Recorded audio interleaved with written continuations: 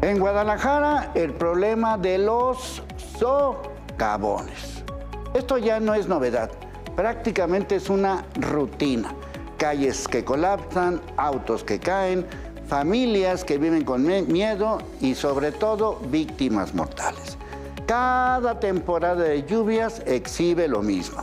Infraestructura vieja, drenajes reventados y autoridades que solo tapan el hoyo cuando ya es demasiado tarde. Estos famosos socavones son mucho más que algunos baches profundos. Son una muestra de abandono, de falta de planeación y sobre todo de gobiernos que siguen parchando en lugar de prevenir. Por eso urgen cambios y si seguimos haciendo lo mismo, vamos a tener los mismos resultados.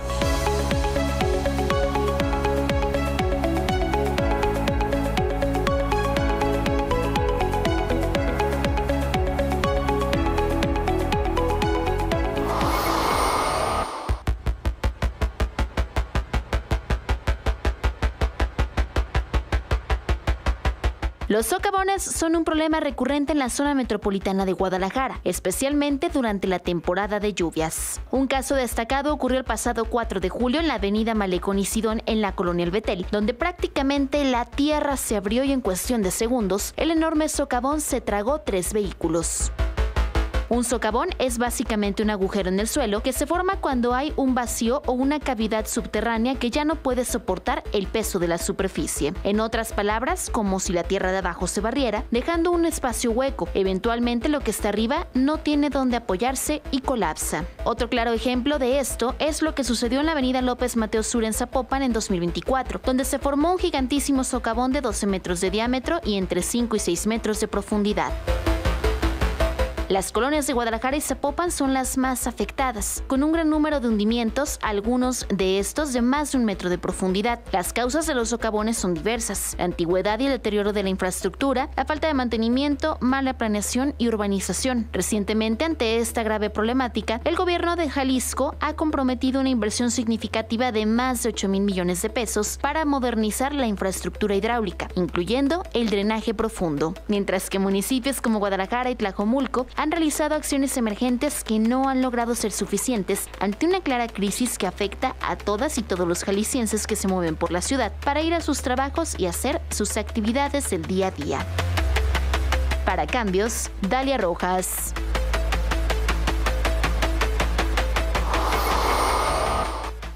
Nuestros invitados saben y viven lo que dicen y hacen. Los malditos socavones. Es el cuento de nunca acabar. Es prácticamente la rutina, ya no es novedad y las consecuencias, las causas y todos esos rollos, bueno, pues vamos a ver qué pasa. Aquí tengo algunas causas principales, a ver si están de acuerdo. Colectores y tuberías con más de 50 años de antigüedad, obviamente sin mantenimiento, deficiencia en el drenaje pluvial y sanitario, combinada con un suelo urbano que pues era relleno, que ponen como relleno, y obviamente pues algo tienen que ver nuestras lluvias que saturan todo lo que estamos viendo y que se provocan fugas, erosiones, etcétera, etcétera. Bueno, a ver, Gleason, ¿estás de acuerdo? Sí, claro que sí. Lamentablemente nuestra zona metropolitana o área metropolitana de Guadalajara creció de manera desordenada, provocando estos impactos negativos en el territorio, básicamente la impermeabilización que provoca más escurrimientos. Sí. Los colectores fueron proyectados para cierta capacidad cuando no había esa cantidad o esa área impermeabilizada, se genera más escurrimientos y pues inevitablemente van hacia los colectores, además de las obras, como ya hemos comentado, los edificios altos que generan más escurrimiento y lo arrojan a los colectores viejos, ¿no? Sí, sobre todo esta parte de los famosos colectores, Carlos, bueno, Carlos Ornelas, ¿sirven de algo? Bueno, como bien dice Arturo, los colectores en su momento sí funcionaron, sirvieron para evacuar las lluvias para unas determinadas condiciones. Por ejemplo, la cuenca tenía un porcentaje de área impermeable y otra zona permeable. con el paso del tiempo y el crecimiento de la mancha urbana, lo que era permeable ahora es impermeable. Entonces todo eso genera un mayor volumen, un mayor escurrimiento y todo eso tiende a llegar a los antiguos cauces de los arroyos que ahora por ahí circulan los colectores y por lo tanto el aumento en el volumen hace que trabajen a presión y genera condiciones propicias para que empiecen a fallar. A ver, Carlos, traes ahí un mapa, a ver, cuéntanos de qué se trata o qué. Es un mapa que hicimos hace varios años cuando hicimos el Atlas de Riesgos de Guadalajara, en la cual uno de los temas era los hundimientos y socavones. Y bueno, una de las conclusiones que llegamos aquella vez hace ya como 10 años que se hizo este mapa, era que los hundimientos y socavones coincidían claramente con las zonas de antiguas barrancas.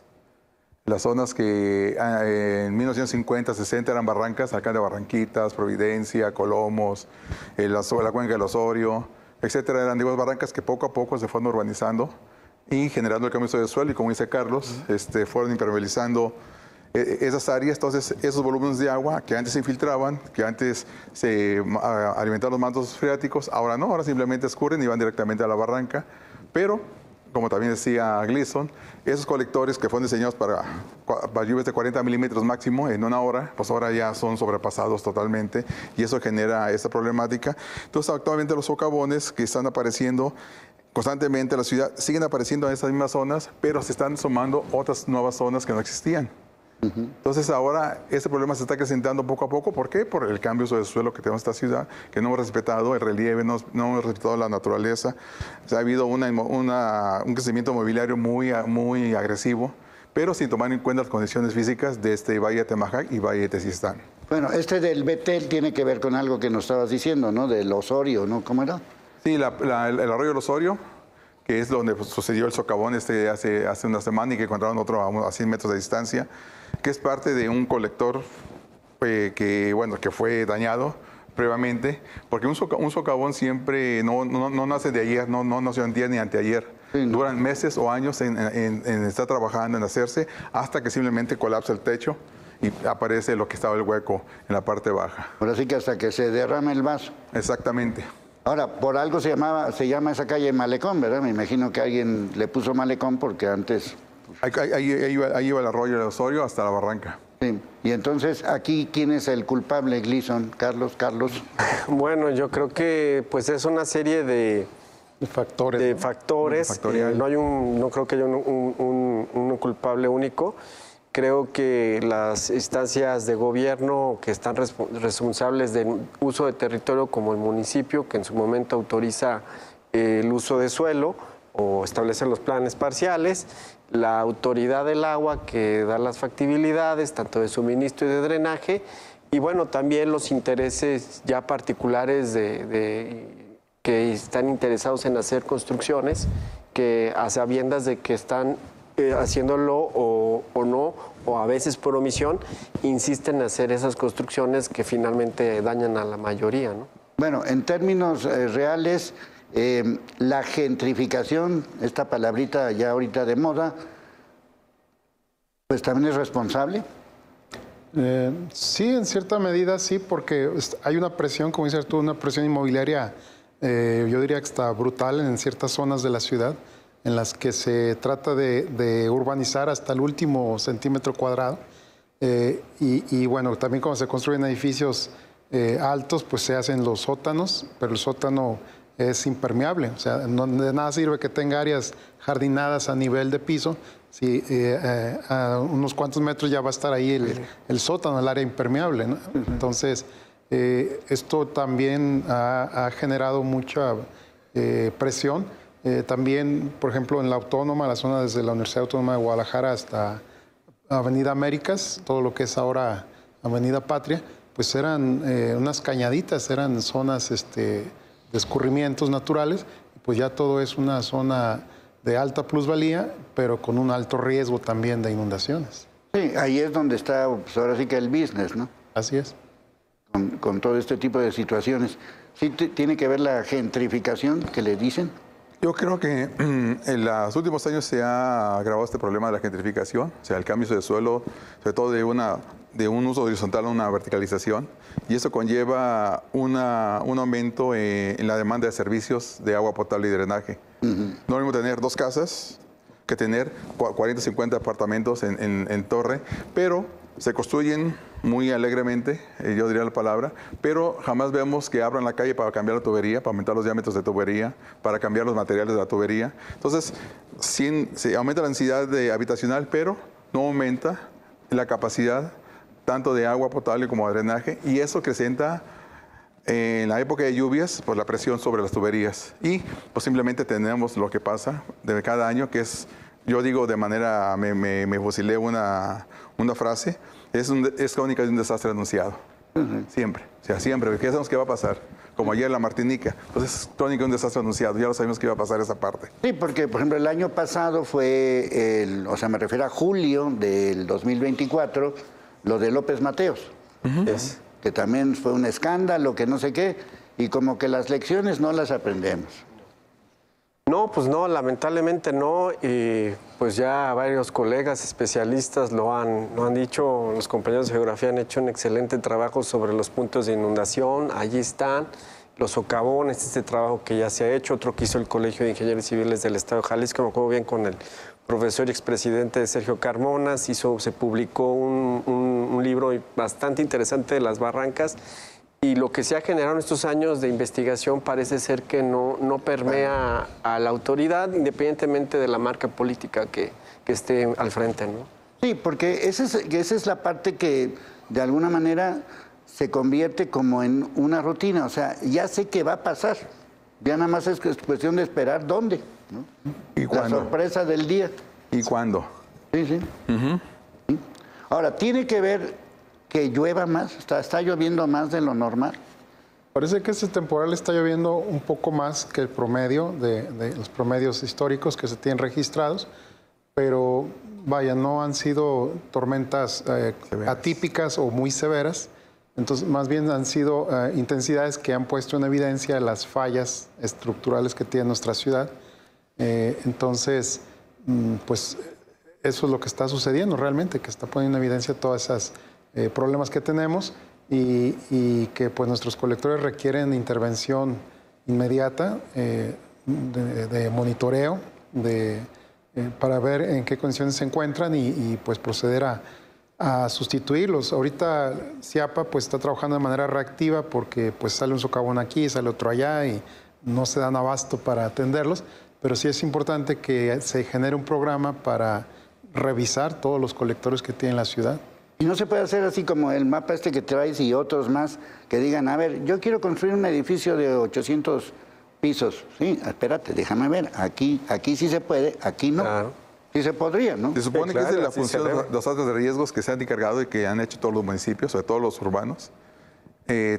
Todos desde hace muchos años o varios años se han hecho datos de riesgos y es la base fundamental para el desarrollo del territorio.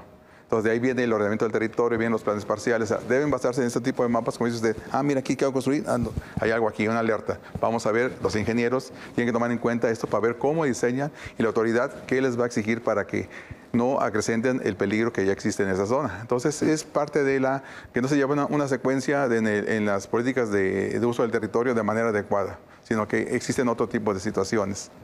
Y de hecho, en Berlín, en el CIAPA de Berlín, ya hay un programa de captación de agua de lluvia, no tanto para dar agua para la escasez, sino precisamente todos los territorios que todavía no han sido urbanizados hicieron un trabajo fácil de unos 7, 8 años para cada predio de determinar qué tecnologías de captación y retención de agua de lluvia debían tener para que cuando alguien compre ese espacio ya sabe lo que tiene que implementar precisamente para amortiguar los egresos de agua pluvial que luego se mezclan con los aceites de la calle y van a los ríos y los ríos ahí se extrae el agua para Berlín. Sí, porque muchas veces lo que ya decía Ornelas es que sí se construyen edificios altísimos, pero tiene un área verde, pues el área verde, la profundidad que te gusta, 30 centímetros, ¿no? Sí, sí. Entonces, pues es puro cuento, ¿no? Sí. O sea, esa área verde no se filtra el agua ni se va a quién sabe a dónde, ¿no? Así es. Entonces es simplemente estarle haciendo al loco, como siempre sucede con nuestras autoridades, que además de todo hay que tomar en cuenta que esto nos cuesta a nosotros me refiero desde el punto de vista de impuestos, ¿cuánto nos costó el socavón de Malecón? ¿Cuánto nos va a costar el de la Duraznera? ¿Cuánto nos va a costar el de la carretera Chapala? ¿Y cuánto nos han costado, tan solo hablando de socavones? O sea, no vamos a hablar de baches y de otro tipo de broncas. ¿Cuánto nos ha costado esos chistecitos? Por eso urgen cambios.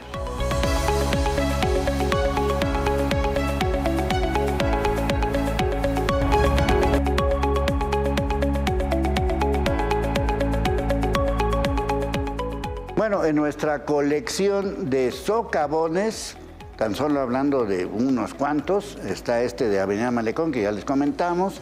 Está también el de la Duraznera, que fue reportado en julio de este 2025, de aproximadamente 30 metros de largo, 15 metros de ancho, 10 metros de profundidad.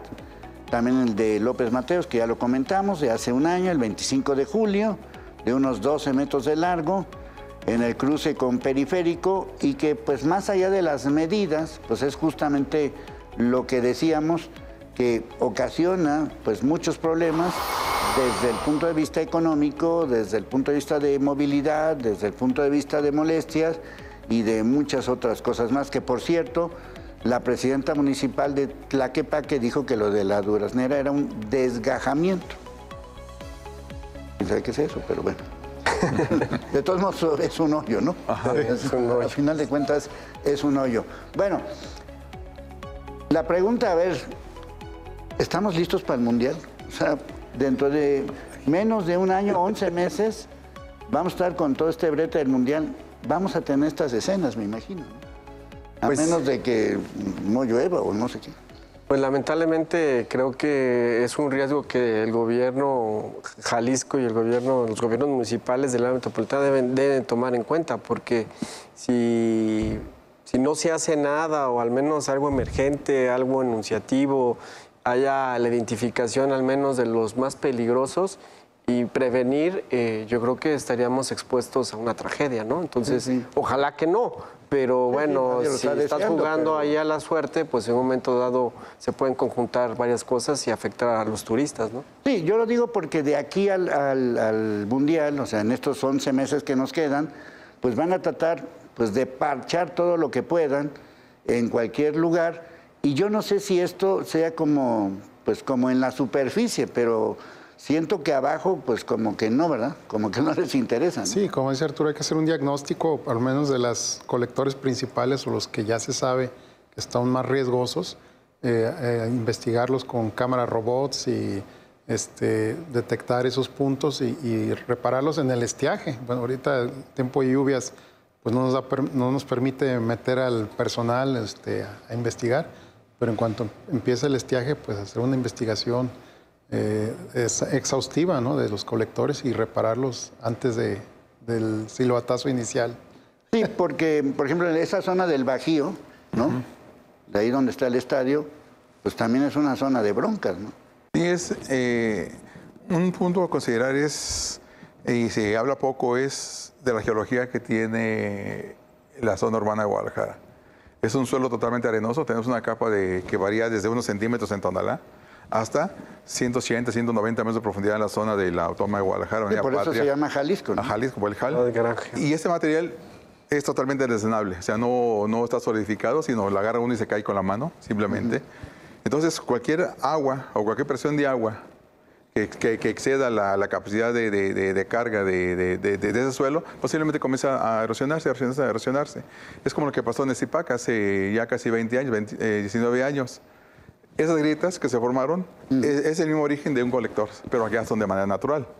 Allá pero es el mismo fenómeno, el mismo proceso. Sí. El agua está trabajando, el agua siempre trabaja. Más que ahí no había urbanización. En aquel tiempo, ahora ya está lleno de casas arriba todavía. Ajá.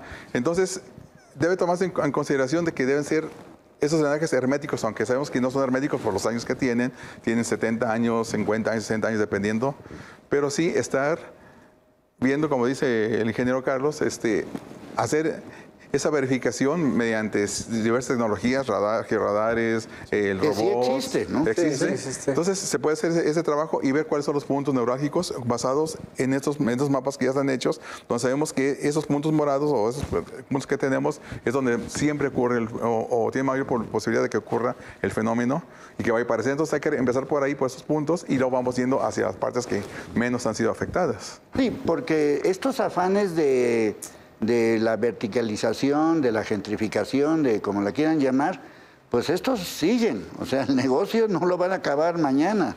Estos siguen y pues ahora sí que friegues el que quiera, ¿no? Sí. No, y tenemos que trabajar también en renovar o hacer un nuevo plan de manejo de aguas pluviales para la zona metropolitana. El último que se hizo, el PROMIAP, pues es como de 2010.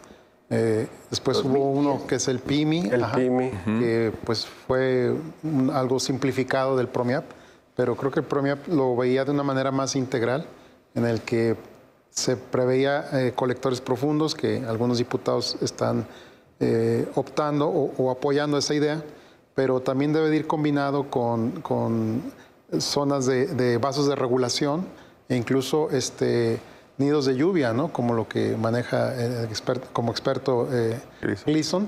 Es decir, tiene que ser algo multidisciplinario o varias soluciones a la vez, ¿no? O sea, habrá zonas en las que no hay otra opción, no hay ni siquiera una manzana para poder ser un vaso regulador, entonces tendremos que meter ahí colector forzosamente. Habrá áreas en las que sí es posible y bueno, hay una solución para cada caso, ¿no? Sí, porque por ejemplo, ese parque Quintanar, que tiene muy poco tiempo, que lo inauguraron y que lo presentaron como la gran maravilla, pues se volvió a inundar, ahí hubo un relajo, hay víctimas mortales, y yo lo que digo es una gastadera de cada rato, ¿no?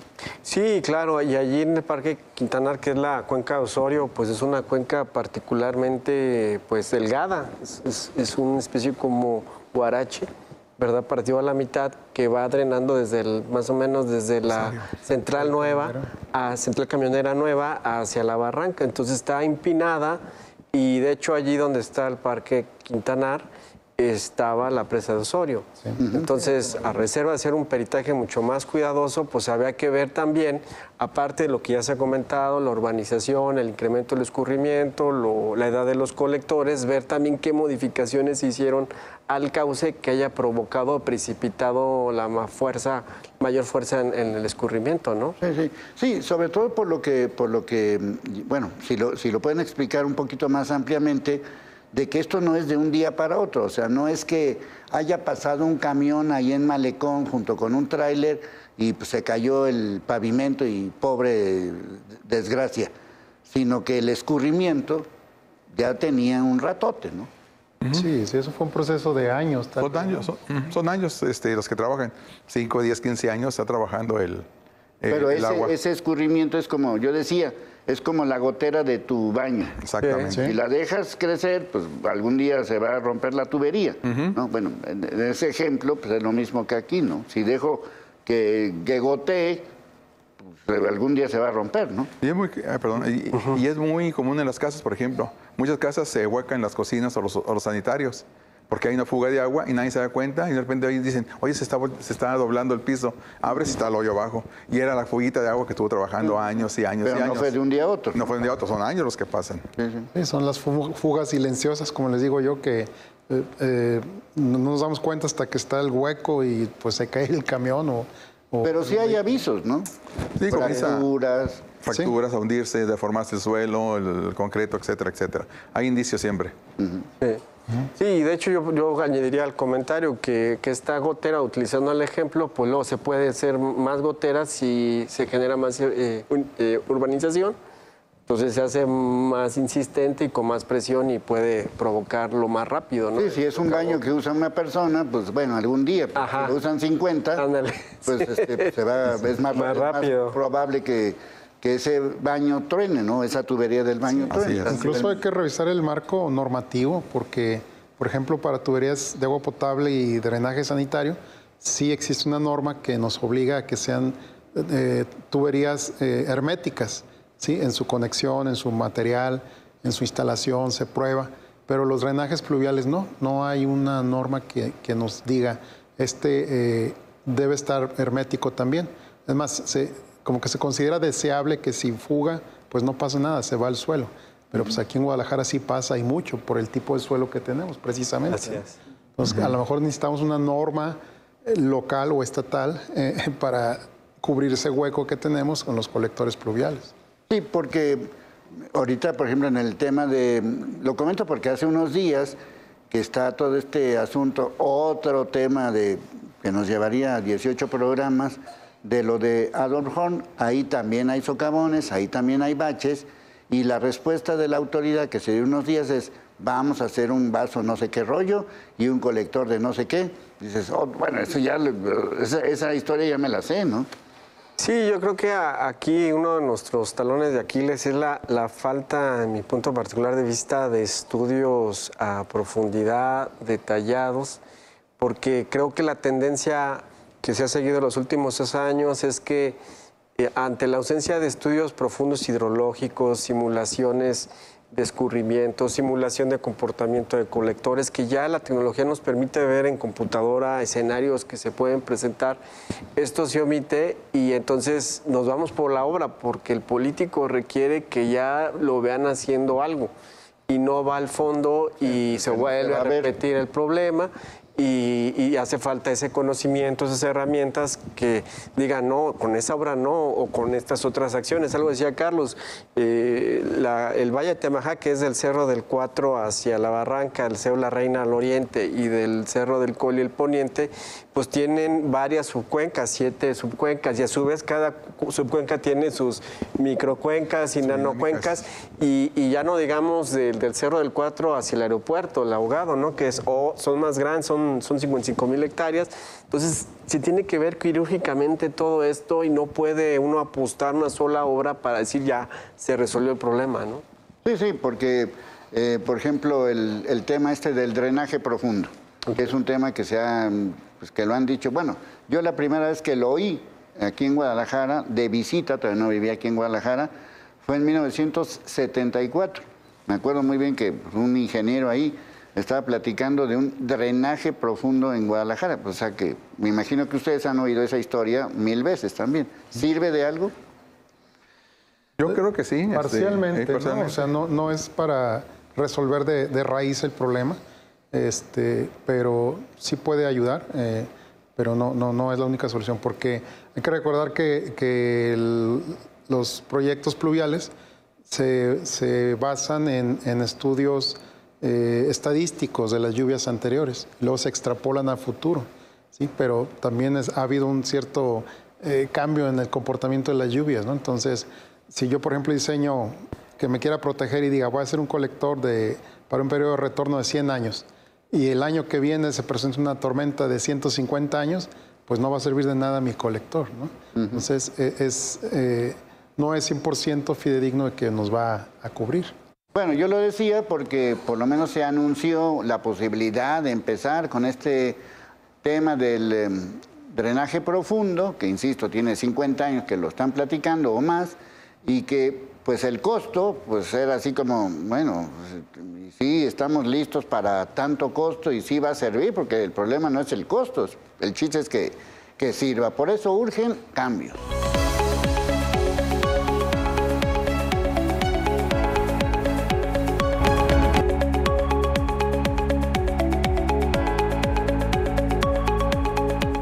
Bueno, pues aquí nada más para que se den una idea de lo que estamos hablando, desde principios del 2024, o sea, hace 1 año y medio, hasta este mes de julio del 2025, año y medio, pasaditos, se han registrado más de 1,114 hundimientos, socavones, hundimientos menores, y en promedio, pues el Chiapas reporta 8 hundimientos diarios durante una temporada, un temporal como el que estamos viviendo.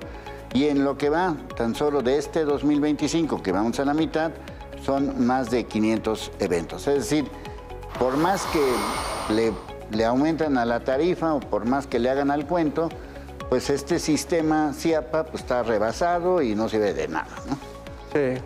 Sí, yo creo que es falta de planeación. Ya creo que es tiempo de hacer un plan hídrico de abastecimiento, por supuesto. ¿A ustedes y como de asesores sanitarias. les pagan también 75,000 pesos? No, nosotros somos profesores investigadores. No, claro que no, pero bueno, el conocimiento que se genera desde nuestros centros universitarios, instituciones, creo que es un insumo, ¿no? Se ha publicado, hay mapas, hay artículos científicos, o sea, creo que Jalisco No, es hemos que a generado nadie se le bastante. ocurrió. No, lo que pasa es que es asombroso que también en Jalisco hay un conocimiento interesante y creo que para eso existen las universidades y institutos de investigación para generar esa sinergia, ¿no? De propuesta, de tecnologías, de ordenamiento, pero lamentablemente quedan las decisiones ciertamente en un grupo que pues decide en favor de otros pocos y los estudios, los análisis, las investigaciones pues quedan hechas a un lado porque pues hay que hacer esa obra o ese centro comercial o esa situación que ellos quieren, ¿no? Sí, porque yo me acuerdo del socavón que hubo bueno, hace 2, 3 años allá en Mariano Otero, que fue como un evento, así como, ay, mira, un socavón, así como la gran emoción, pues cerca de Plaza del Sol y toda esa zona, que siempre se inunda, que siempre va a ser lo mismo, ¿no? Yo lo que veo es que hay más socavones, o por lo menos más grandotes, ¿no?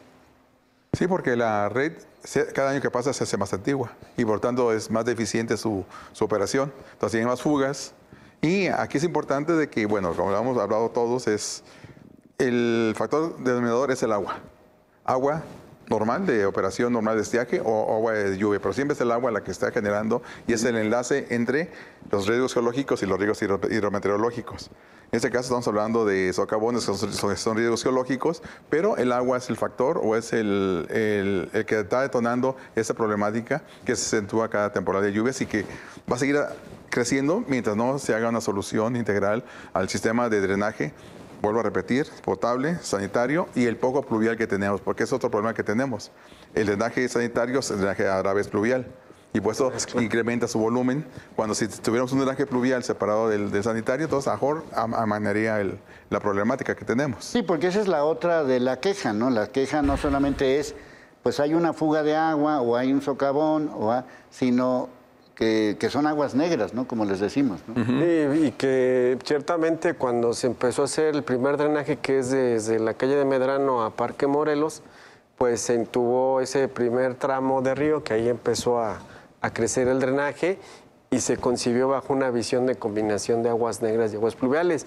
Quizás si hubiera habido esa visión, a lo mejor sí la hubo, no he revisado las actas a detalle, pero pues a lo mejor se debieron hacer dos colectores sanitarios y dejar que el río fluyera. Y si hubiera sido esa lógica de planeación, pues quizá tendríamos arroyos, ríos como se tienen en otros países, ¿no?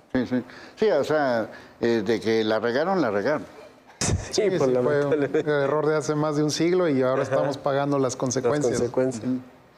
Sí, a lo que voy es que no se puede, bueno, no sé cómo se puede decir, ¿necesitamos reentubar todo o cómo?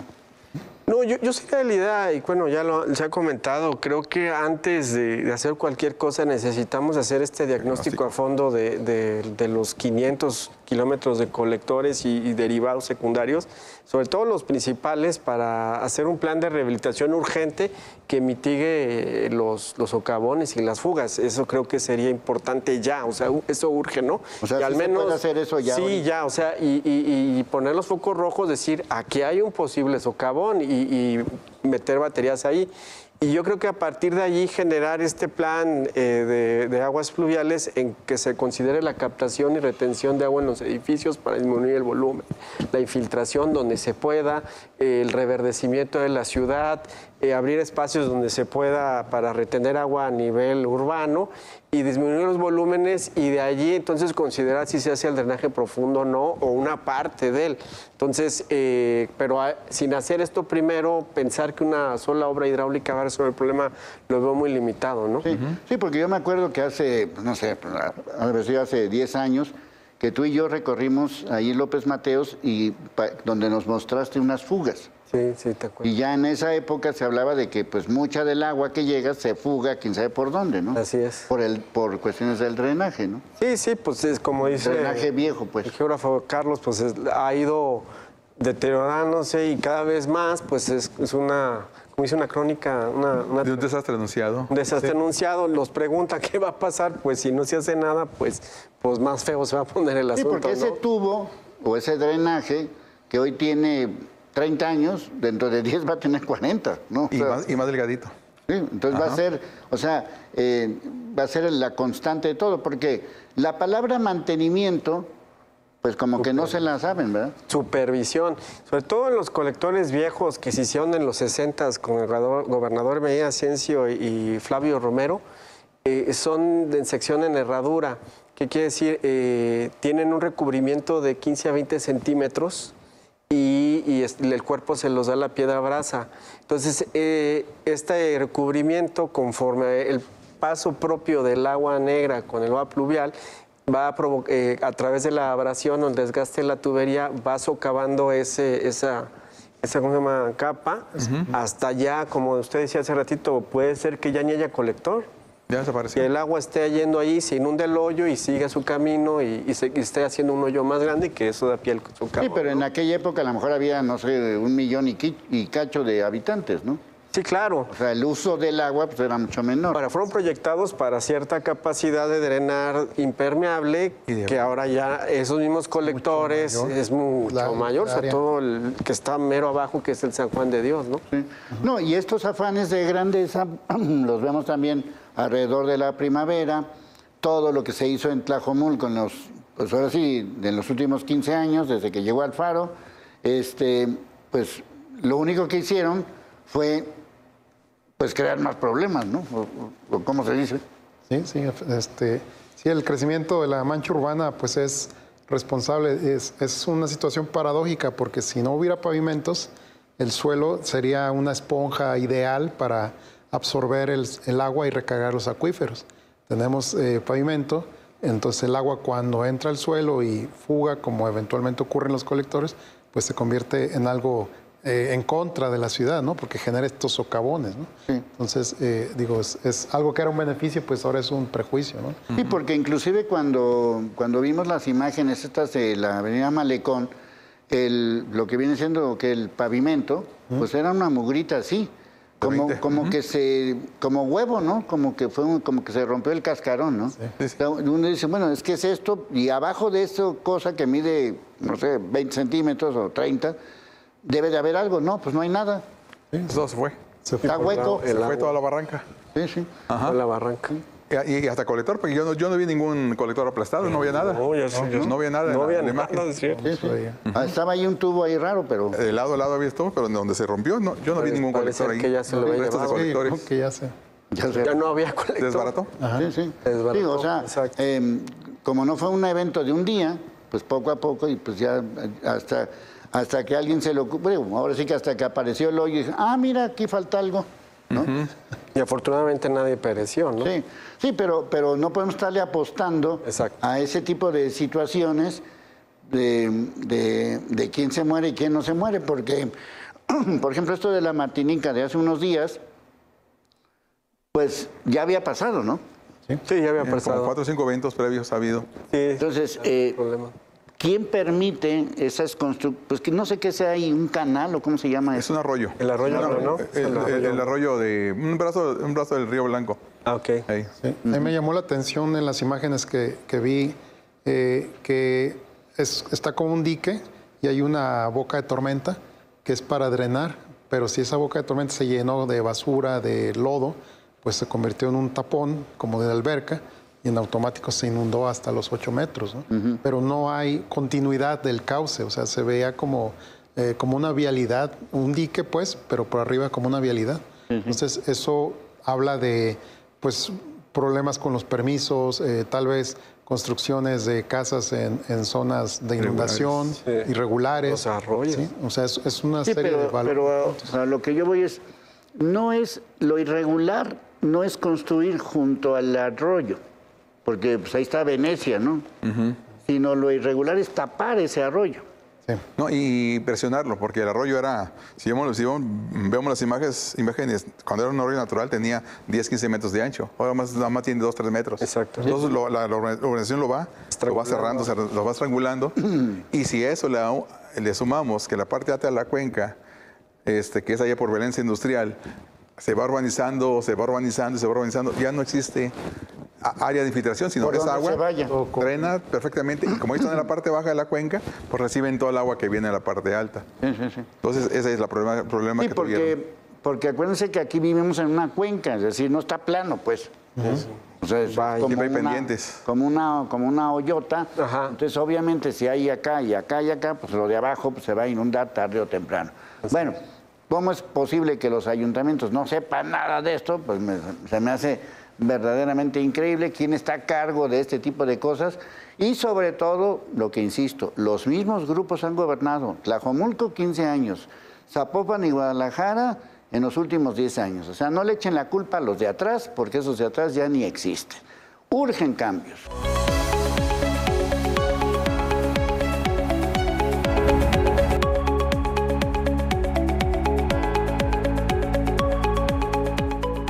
Bueno, lo que nos urgen, desde luego, son cambios. A lo que quiero llegar es que esto no es que ya se acabó la vida y pues ni modo, nos fregamos. No, sí hay cosas que se pueden solucionar, como cuáles.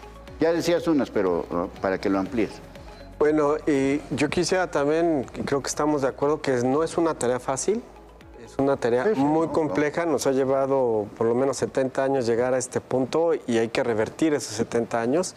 Y en el caso de la infraestructura sanitaria, sí debe haber un diagnóstico a detalle y profundo, ¿no? Un monitoreo de todos los colectores, al menos los más importantes, y empezar con una política de retención, de aprovechamiento, de captación, de absorción del agua para disminuir esos volúmenes que también puedan infiltrarse, que puedan recargar hasta cierto punto nuestros acuíferos, que la gente se enseñe a usar esa agua de lluvia, poquita, mucha durante el temporal, para disminuir esos volúmenes y entrar en un programa de rehabilitación de colectores para poder modernizarlos, digitalizarlos, tener cámaras, tener sensores de explosividad, tener niveles, ir midiendo su caudal y poderlo tener todo en computadora. Creo que por ahí pudiera ir la ruta, ¿no?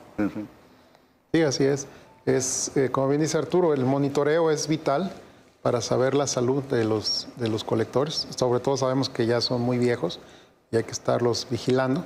Y bueno, también yo me iría... o sea, el esqueleto, ¿no? Decir, sí. Bueno, ¿cómo está el esqueleto por dentro? ¿No? Exacto. Digo, el cuerpo por dentro, ¿no? Y bueno, también ver la manera de que CIAPA tenga acceso a recursos para poder hacer todas estas obras. Así es. O sea, buscar fondos internacionales del Banco Interamericano de Desarrollo hasta el Banco Mundial, pues para poder tener recursos para estas obras, porque realmente CIAPA está muy limitado. Pero que sí lo gasten bien, ¿no? Pues sí. Sí, claro, tiene que ser un gasto eficiente y transparente además, ¿no? Tienes razón, o sea, ahí... Porque no hay dinero que alcance para resolver todo esto. Sí, porque si, por ejemplo, en el caso de la Martinica, que dijo Frangé, bueno, pues es que no han llegado los, ¿cómo se llaman? Los apoyos federales. Ah, bueno, entonces está bien, entonces fríguense todos, muéranse más niños y síganse ahogando, porque no han llegado los fondos federales, ¿no? Sí. O sea, búsquenle, pues, ¿no? Sin dinero todo pasa a ser simplemente buenos deseos, ¿no? Entonces necesitamos ver, aterrizar, pues, con recursos económicos. Aquí es importante un término que se originó en Sendai, en el marco de Yogo y Sendai, sobre la reducción de riesgos, que es las políticas públicas. Y las políticas públicas deben estar amarradas a la gestión integral de riesgo. Todos sabemos que la zona urbana de Guadalajara tenemos varios riesgos. Uno de ellos es lo que vivimos ahorita, pero tenemos otros riesgos. Entonces es muy importante que todos esos conocimientos que se vierten dentro de las universidades que existen aquí en la zona urbana de Guadalajara y en el Estado, se amarren a las políticas públicas. Y como decíamos al principio de la charla, o sea, parece que hay una separación total entre la academia y la planeación del territorio. Y el resultado es que tenemos una desconvergencia a la hora del uso del territorio y se traduce en riesgos. Entonces, ¿cómo podemos reducir esos riesgos? Pues simplemente integrando los diferentes actores que están en la sociedad y se transformen en políticas públicas a favor de la sociedad, que al final todos somos sociedad. Así es. Sí. Somos actores diferentes, pero al final vivimos en ese territorio, en ese mismo subsuelo. Entonces, si no integramos esa parte, pues creo que va a ser muy difícil que disminuyamos los riesgos y se van a ir acrecentando en vez de disminuirlos. Y tomar en cuenta mis colegas, esas propuestas que hicieron sobre estudiar el problema, ver cuál es la mejor opción para solucionarlos y sobre todo en ese caso el manejo de cuenca. Creo que Arturo lo ha dicho muchas veces, lo he oído, que el manejo de cuenca es fundamental. Esa agua será como voy a parafrasear lo que dijo, que se vaya a donde es su lugar. Ese tercio de agua que se infiltre, el otro tercio que se evapore y el otro tercio que siga fluyendo como es el ciclo normal del agua. Entonces hemos roto ese ciclo y de ahí toda la problemática que tiene esta zona urbana de Guadalajara. Y no solo Guadalajara, vamos a la Ciudad de México, vamos a Tepic, a Querétaro, estamos en la misma situación. Sí, eso también hay que tomarlo en cuenta. Bueno, lo acabamos de vivir en Texas, el año pasado se vivió en Europa, en muchos lugares. Por eso digo que hay una situación de crecimiento a lo loco, ¿no? No solamente aquí en Guadalajara, pero eso, bueno, vivimos aquí, entonces pues hay que ver cómo le hacemos aquí, ¿no? Sí, claro. Por ejemplo, eso de la lluvia, que tú eres experto en eso. Sí, bueno, la captación de agua de lluvia muy bien fundamentada puede ser desde captar con ollas, con cubetas y baldes, que creo que sería un buen inicio para los ciudadanos, utilizarla inmediatamente para el baño, para uso doméstico, creo que sería un primer paso, pero tendría que ir a como una política pública. Yo celebro que hayan ido de lluvia y todo esto por parte del gobierno del Estado, pero necesitamos que se masifique, o sea, que se vaya implementando en escuelas, como ya se ha empezado a hacer. En la Universidad de Guadalajara tenemos Nubes UDG, ahí va creciendo, el gobierno del Estado con las escuelas, pero las industrias, todos debemos ponernos de acuerdo, debe haber una cultura, una capacitación, especialistas, tenemos que formar especialistas para ello, para que sea una manera paulatina y sólida, y no nada más sea un programa que políticamente me dé puntos, sino que sea una cultura de captación, retención, aprovechamiento, infiltración de agua, y todos podamos ser parte, ¿no? No es una medida nada más, repito, de una decisión, de una obra, sino toda la sociedad debe involucrarse con la coordinación de nuestros gobiernos, ¿no? Sí, porque, o sea, facilítamela y yo te ayudo, ¿no? Porque, pues también el agua de lluvia tiene muchos mitos, ¿no? Que está podrida, que está ácida, que no sirve para nada, pero bueno. Sí, no, yo ya tengo más de 10 años captando agua de lluvia, bañándome con agua de lluvia, tomando agua de lluvia y ha sido fabuloso. Cambia tu visión de vida, te involucras más en los procesos de manejar tu agua en tu casa, le das mantenimiento, experimentas problemas. Algún día que se le cayó una cucaracha y se pudrió ahí en el tanque de primera lluvia, se lamó, pues tuvimos que limpiar con olores, pero son experiencias que van cambiando en nuestra vida y que yo creo que aquí está una gran pendiente de nuestra ciudad tapatía, que empiece a asumir también responsabilidades de su casa para coadyuvar a un esfuerzo que nos lleve a una resolución pública o comunitaria. Sí, porque si me quedo esperando a que hagan algo, pues va a ser difícil. Exacto. Sí, bueno, entonces, crear una cultura. Una cultura. No pasa nada, o sea, para utilizarla, ¿no? Sí, es muy importante el tema de la cultura porque somos muy dados a que tengo un jardincito de 2x2, pues paviméntalo para que no ahí sumamos más área para escurrir, ¿no? Entonces, si eso pensamos todos en nuestra casa, pues imagínate cuántos metros cuadrados se aumenta, ¿no? En el escurrimiento. Sí, es importante el tema de la educación para el manejo del agua de lluvia y bueno, que trabajemos de la mano autoridades y la academia. Creo que hay mucha investigación, hay muchas buenas ideas y yo siento un tanto mejor apertura en esta administración, digo, es mi percepción muy personal, que otras administraciones pasadas. Ojalá así continúe y podamos trabajar juntos, academia y funcionarios, ¿no? Para la solución de los problemas hídricos de la ciudad. Sí, porque esto de estar rellenando o tapando, pues no sirve, ¿no? O sea, sirve en su momento, pero de todos modos el problema va a seguir, ¿no? No, y bueno, y hablando de eso de que existe un socavón, lo rellenan y al mes ya está otra vez el socavón, en el mismo lugar. ¿Por qué? Porque se hizo mal la reparación. Entonces también hay que tomar conciencia, las autoridades, en este caso el CIAPA, que es el encargado de esa parte, de que hacer las reparaciones de manera adecuada.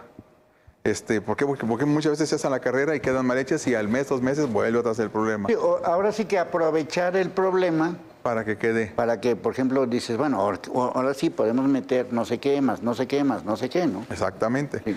Entonces es muy importante, vuelvo a repetir, que deben involucrarse todos los actores de la sociedad, llámese sociedad civil, llámese academia, llámese gobierno del Estado, gobiernos municipales, estatales, nacionales, federales, pero todos debemos, por ayudar a tener un mejor uso del territorio.